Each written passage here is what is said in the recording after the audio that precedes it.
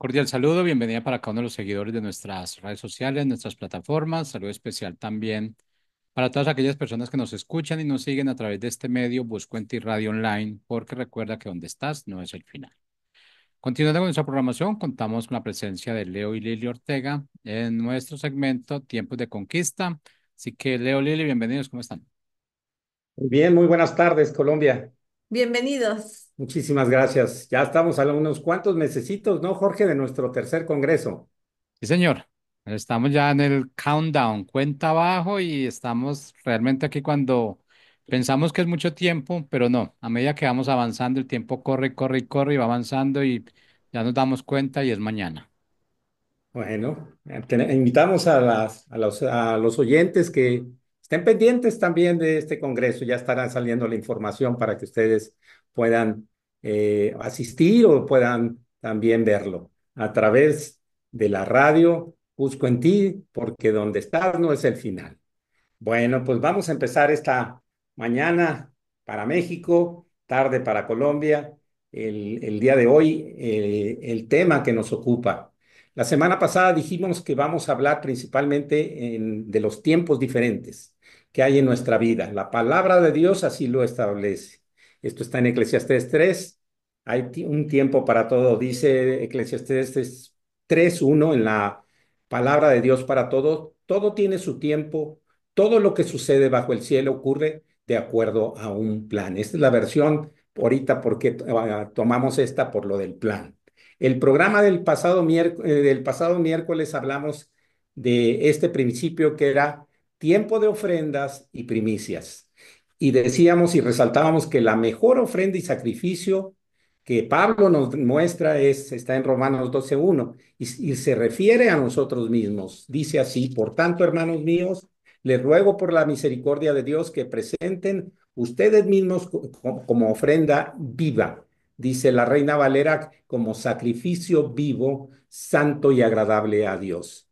Este es el verdadero culto que deben ofrecer. Esa es la mejor ofrenda y primicia que le podemos dar, decíamos, en este tiempo, en este año, al Señor, comenzando un año comprometiéndonos con Él, más allá de los planes que tengamos, que querramos cumplir en esta vida. Dijimos que conocer no es lo mismo que reconocer. Podemos conocer a Dios en su palabra, podemos leer, podemos tener memorización de versículos, pero reconocerlo es que esos versículos se hagan carne en nuestra vida. El conocer puede quedarse en esa vida religiosa, pero reconocer es una vida con identidad plena del ADN de Cristo, dijimos.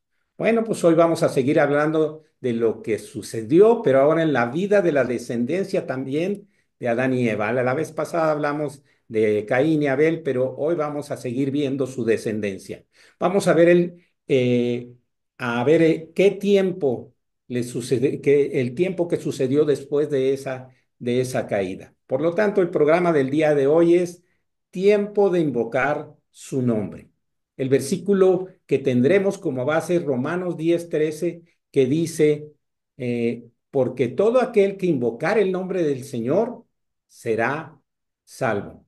Nuestra meta y premio a la fidelidad es la salvación que tenemos por la fe, que es en Cristo Jesús. Y pues sí, como dice mi esposo, la semana pasada estuvimos viendo la vida, pues el sacrificio de Abel, su ofrenda, ¿verdad? Abel, hermano de Caín, hijo de Adán y Eva. Y veíamos cómo él ofreció un sacrificio excelente, así se nos dice, ¿verdad? Entonces fue un sacrificio que tenía un valor muy alto. Tan alto fue el valor de este sacrificio que agradó a Dios, ¿verdad? Pero ¿en qué radicaba el valor de esta ofrenda? Pues precisamente en su fe, porque por medio de esta fe fue que hizo este sacrificio, ¿verdad? El valor no radicaba en el costo, vamos a decirlo así, externo, el valor externo o monetario de lo ofrecido, sino el valor estaba en la fe, como dijimos, en el valor interno que Abel tuvo para creer como una realidad lo que no veía con sus ojos. Ahí estaba el valor de la ofrenda, ¿verdad? En que él vio como una realidad lo que sus ojos no veían. ¿Y cuál era esta realidad? Pues sí, ¿verdad? Que un sacrificio escogido traería salvación, paz y reconciliación con Dios, ¿verdad? Él se fue muchísimo más allá porque su fe estaba relacionada o vinculada con Cristo, ¿verdad? Y él lo vio como una realidad, por eso es tan ejemplar su fe. Y en cambio, ¿verdad? Caín, sabemos que lo que ofreció, el problema no era la ofrenda, sino su corazón. Y esto lo sabemos más bien por cómo reacciona Caín, ¿verdad? Si su corazón hubiera sido puro, él no hubiera reaccionado así al matar a su hermano, ¿verdad? Lo que fue la envidia y su gran enojo pudieron más que su amor de hermano, ¿verdad? Y es por eso que pues lo mata, ¿verdad? Pero tuvo su oportunidad Caín de haber reaccionado, porque antes de haber matado a Abel, Dios habló con Caín y las palabras que le dice pudieron haber sido de que Caín pudo haber prestado toda su atención y haber reaccionado. Recordemos lo que le dice Dios a Caín ahí en Génesis 4:8. Voy a leerlo en la versión Palabra de Dios para Todos. Y veamos que sí tuvo su oportunidad Caín. Y dice Dios a él, si tú haces lo bueno, yo te aceptaré. Pero si haces lo malo, entonces el pecado te estará esperando para atacarte. Te quiere dominar, pero tú debes dominarlo a él, ¿verdad? Entonces aquí vemos esta conversación de Dios con Caín, pero Caín lamentablemente sí se dejó dominar por el pecado, aun cuando Dios le dijo que él podía dominarlo, ¿verdad? Y también le estaba dando la opción de que reaccionara e hiciera bien. Prácticamente Dios le estaba poniendo delante de él la vida y la muerte, la bendición y la maldición, como lo podemos leer después en Deuteronomio 30:19, ese versículo tan importante que hasta Dios dice, escojan pues la vida, ¿verdad? Aquí también desde un principio Dios ha querido que escojamos la vida, porque era lo que le estaba diciendo a Caín, si tú haces lo bueno, te aceptaré, o sea, le estaba dando la opción de la vida, ¿verdad? Y de la bendición. Pero aquí lamentablemente vemos que Caín, así como sus padres, escogió prácticamente por la muerte, porque Dios desde un principio puso ahí en medio del huerto de Edén el árbol de la vida y vamos a llamarle el árbol de la muerte, porque sí, sabemos que el árbol se llamaba del conocimiento del bien y del mal, pero ¿cuál era el resultado si lo comían? La muerte. Entonces había las dos opciones, la vida y la muerte. Ahorita también Dios le está dando a Caín esta opción de escoger hacer el bien y Caín se va por la opción de la muerte, ¿verdad? Entonces, siempre vemos estas dos opciones con Adán y Eva, y ahora lo vemos aquí con Caín que le da esta opción y pues como dije, él se decide por la muerte. Pero hay dos líneas, ¿verdad? La que veíamos la semana pasada de Abel, que era como una línea de vida y otra línea que vemos acá con Caín de la muerte, ¿verdad? Entonces, a nosotros se nos presenta lo mismo. Tenemos que escoger un camino o el otro camino, ¿verdad? Y pues hay que, como dije que dice Deuteronomio, escoger la vida, ¿verdad? Y bueno, ¿qué pasa? Vemos que finalmente Adán y Eva no solo perdieron un hijo, Abel cuando Caín lo mató. Yo digo que perdieron los dos hijos, ¿verdad?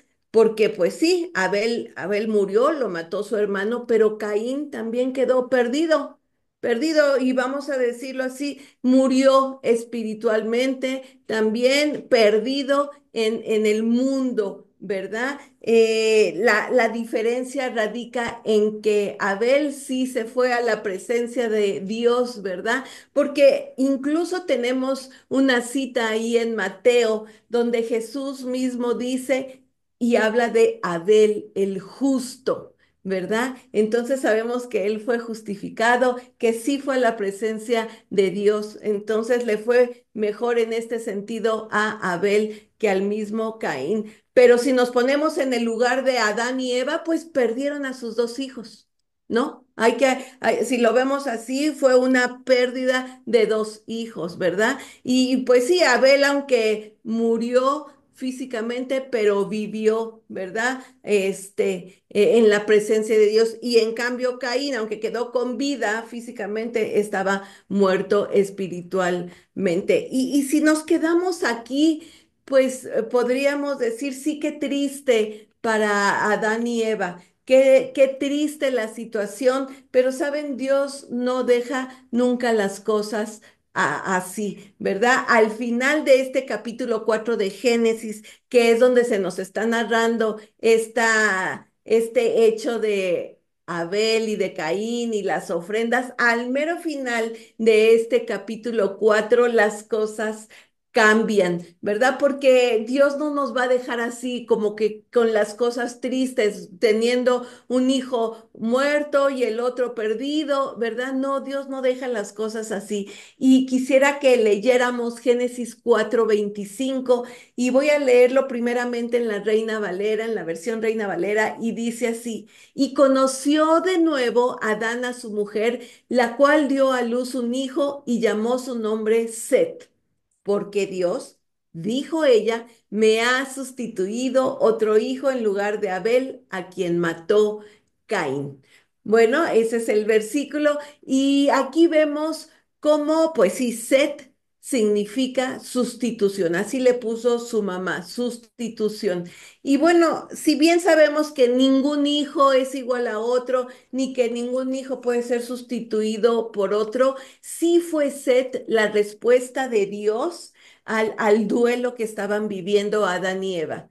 Porque pues pensémoslo así, fue el primer duelo del mundo, ¿verdad? Y este hijo Set viene siendo la muestra del fiel amor de Dios y de su misericordia, ¿verdad? Segunda de Corintios 1:3 dice que Él es Padre de misericordias y Dios de toda consolación. Y sí, este hijo Set fue pues una bendición, ¿verdad? Y como su mamá así lo llamó, sustituto de Abel.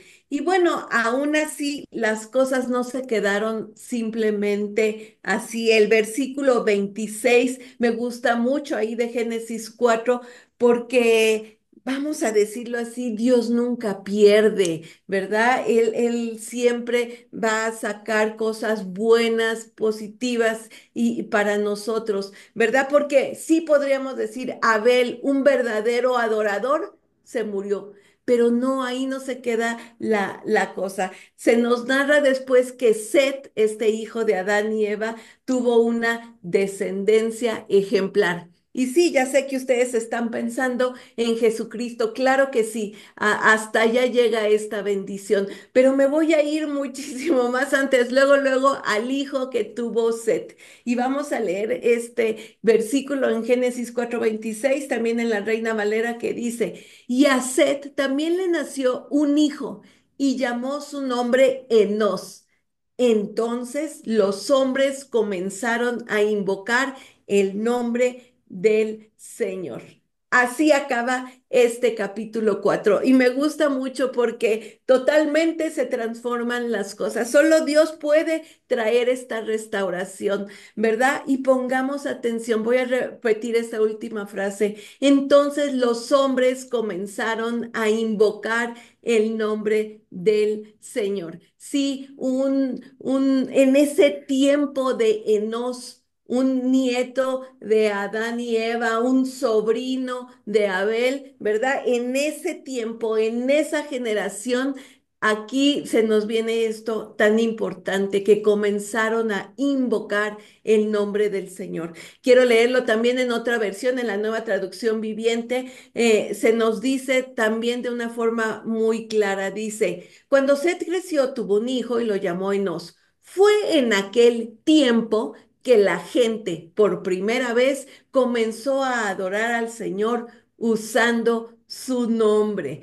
¿Verdad? Qué hermosa versión. Aquí se nos pone como en ese tiempo, en esa temporada, en esa generación, ¿verdad? Se comenzó a adorar al Señor. Entonces, no veamos con tristeza, ¿verdad? Que como si con Abel se hubiera acabado la adoración, hubiera ahí terminado. No, Dios siempre va a sacar fruto, ¿verdad? De una semilla que ahí plantó Abel, ¿verdad? Y vemos aquí ya en plural porque dice los hombres, la gente comenzó a adorar. Ya no fue uno, ya no fue solo Abel, ahora aquí ya era todas unas personas, en plural no sabemos si muchas o pocas, pero ya era más de una, ¿verdad? Entonces eso es para sentir gozo, ¿verdad? Y darle gloria a Dios porque Él nunca se queda corto o nunca se queda sin restauración, sin dar fruto, ¿verdad? También por último quiero leer la Reina Valera actualizada.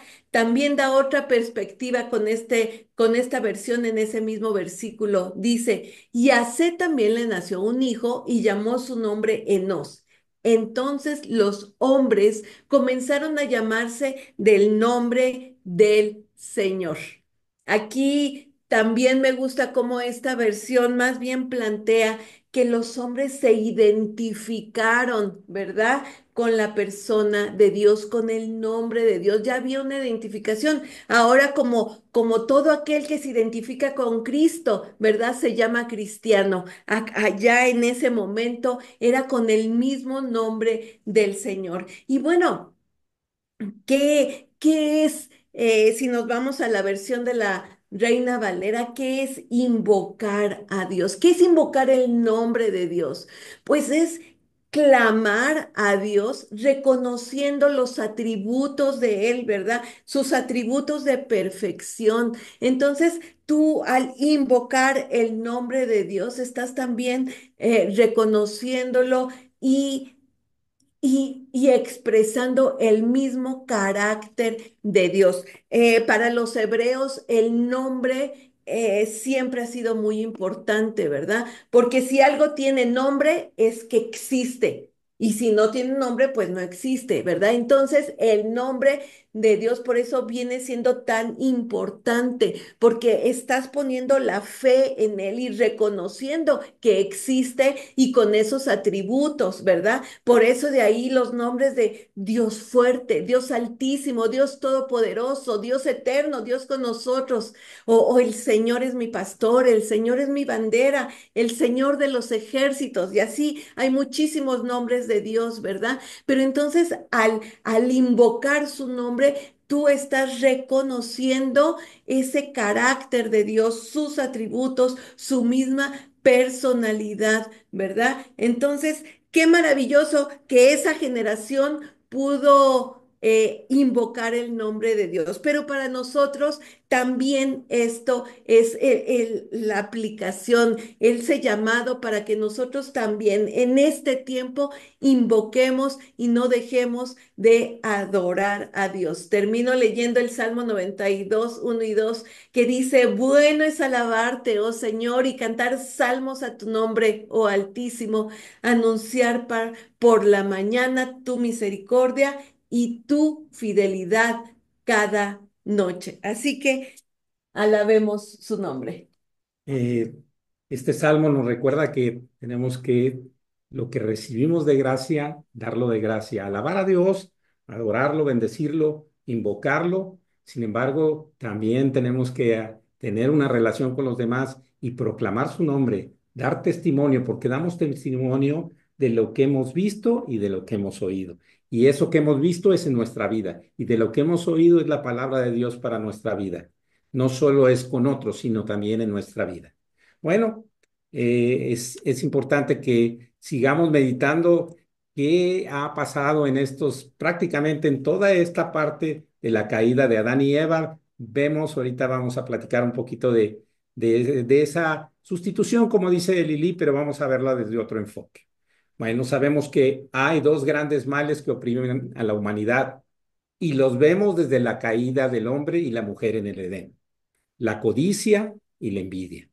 Estos males pueden estar presentes en nosotros cuando quitamos la vista en Dios y como consecuencia dejamos de ver lo que Dios está haciendo en nosotros, una transformación de nuestra vida.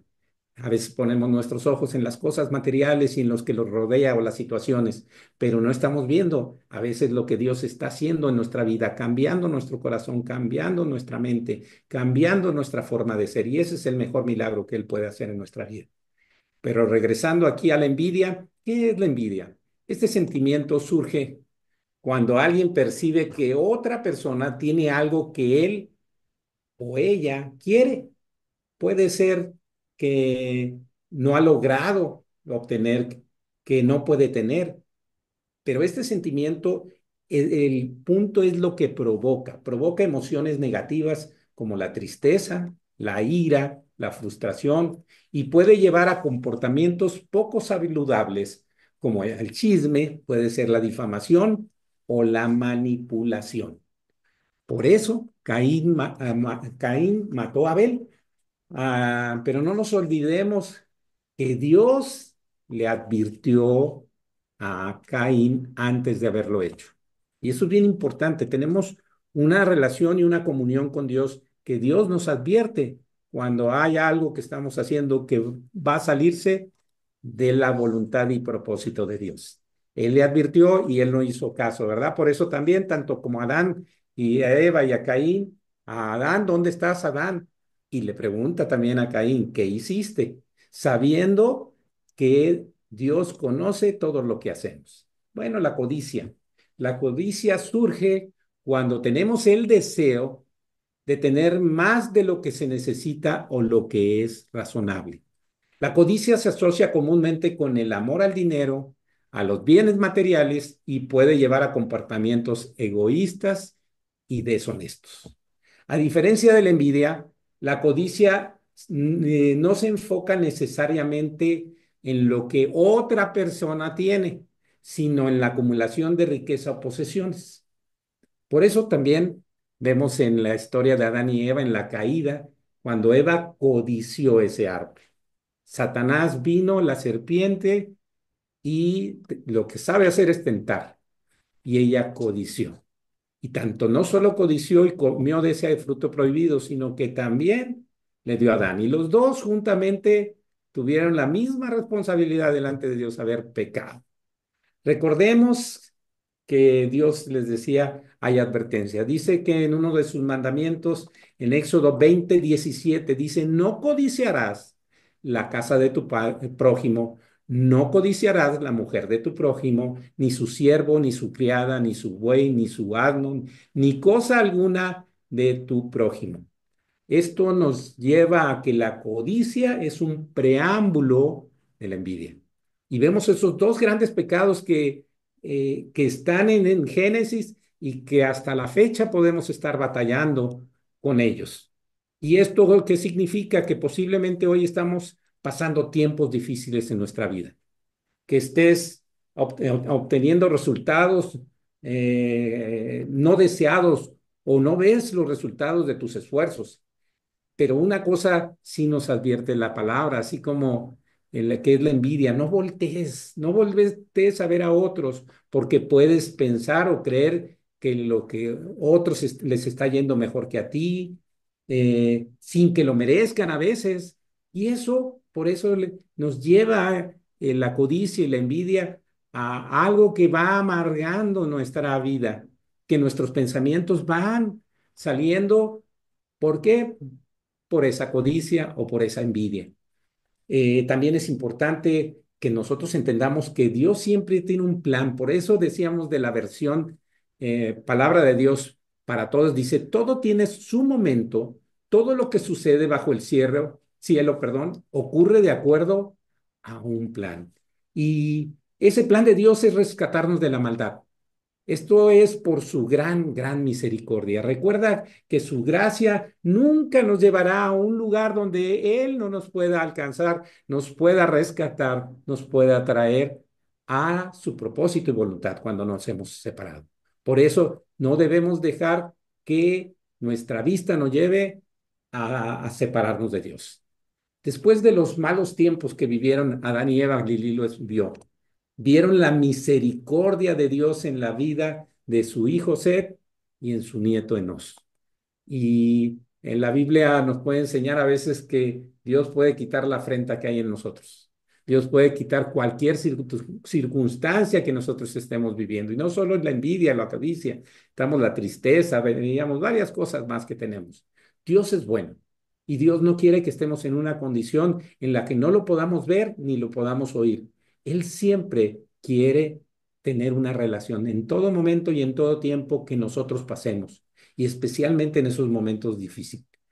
Pero también tenemos que ver que Dios no se olvida de tener misericordia en ti y en tu familia.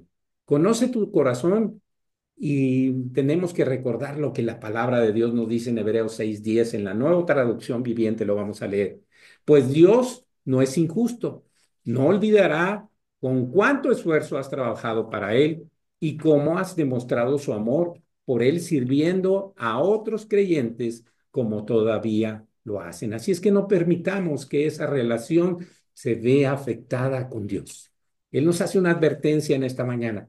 Si tú estás en una condición que no te permita verlo a Él y ver el propósito de Él, vuélvete a Él. Solo necesitas traer también a la memoria los buenos tiempos y hermosos que has vivido con Dios. Lo importante es que te vuelvas a Dios. Esto es reconocer el nombre de Dios, como lo dijo Lili, en tu vida implica un acto de fe en nosotros. Es volver esa vista a Dios. Por eso te decimos que este tiempo es tiempo de invocar su nombre y adorarlo.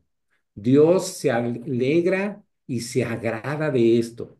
La palabra invocar significa llamar a Dios en voz alta, pero invocar su nombre es acercarse a Él a través de la oración, la alabanza, la petición, la adoración, la acción de gracias. Él nos da siempre medios para podernos acercar en distintas formas a Él. Es una señal de fe y de conocimiento de Dios. Ese invocar su nombre nos ayuda a ver que nuestra fe está cimentada solamente en Él y porque le conocemos. Invocar el nombre del Señor es una característica de sus hijos, es una señal que tenemos que traer. Es una señal de humildad y dependencia de Él.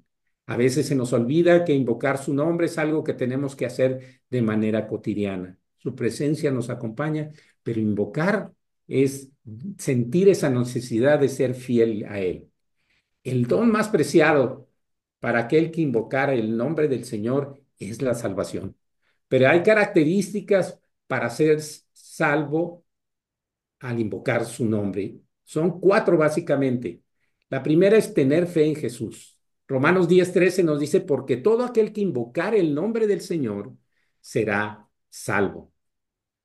Ser también ese remanente fiel, aunque habla principalmente de Israel, Joel 2:32 dice, y todo aquel que invocar el nombre del Señor será salvo, porque en el monte de Sión y en Jerusalén habrá salvación, como ha dicho el Señor, y entre el remanente al cual Él habrá llamado.